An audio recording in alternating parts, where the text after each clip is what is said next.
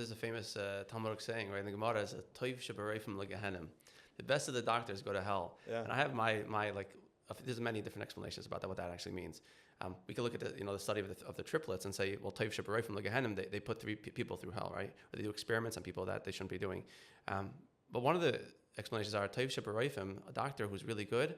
He knows what's best for the patient, and he knows what the patient should be doing or could be doing, identifying what will be beneficial, behavioral changes, habit changes, small changes, micro changes that will be beneficial over the long term. And sometimes it's really painful to watch the patient refuse and go to the extreme instead, knowing that it's not gonna work. But sitting there with the patient and say, okay, you have agency over yourself. At the end of the day, the patient makes the decisions for themselves what they're going to want to do, and figuring out for themselves if it works, if it doesn't work.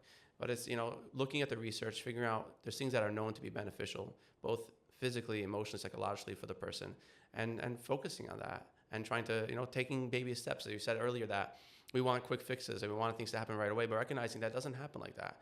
For example, speaking about obesity, if somebody struggles with obesity, it didn't happen overnight, and therefore losing the weight is not going to happen overnight. It's a process. It's going to take time.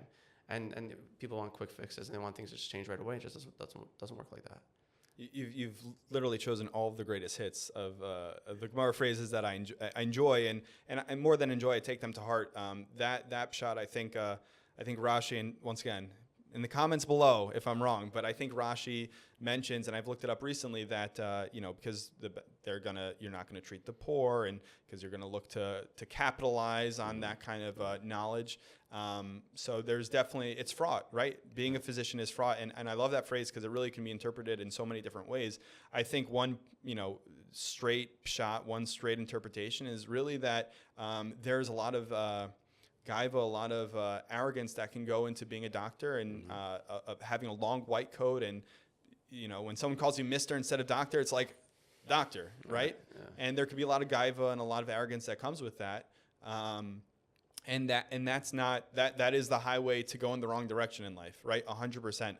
My other favorite interpretation, and I wish I remember who told me this, so I'm quoting in the name of someone. I did not come up with this, and it's similar to what you said. Is you're talking about patient autonomy, that patients can make their own decisions in life, and we can only hope to guide them the best that we can.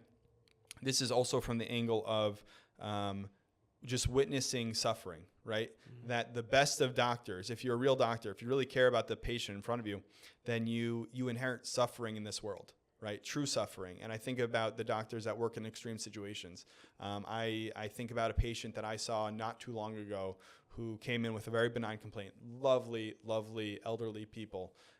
You couldn't ask for better people or patients and better conversations, because I do enjoy my conversations. And I was like, I'm a little bit nervous that something might be going on in the belly. They haven't had a CAT scan in a while. They're a little bit older, and colonoscopies they haven't had in a while, which, the screening said not to necessarily do them at that point. Weren't really having symptoms before then. And the CAT scan came back and is probably indicative of a neoplasm of unfortunately likely cancer.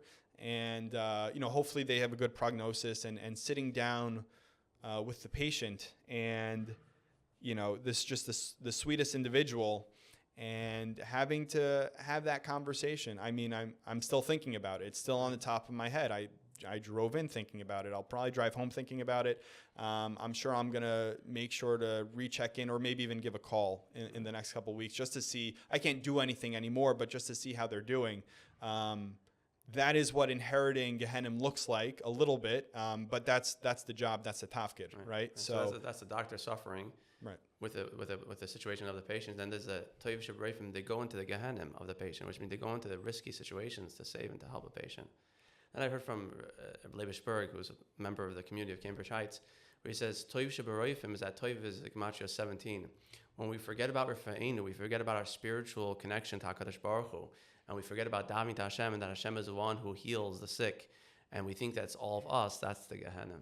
I think I heard it from you. That's who I heard it from. Yeah, no, that's part of, yeah. That's you said it perfectly, and I love that the single phrase has two different meanings that are both 1,000% true, and it really is perspective to how you identify with that phrase. And I also love how at face value it seems like a mind-blowing phrase. What are you talking about? It makes no sense, and in so many ways it makes so much sense. So it's just another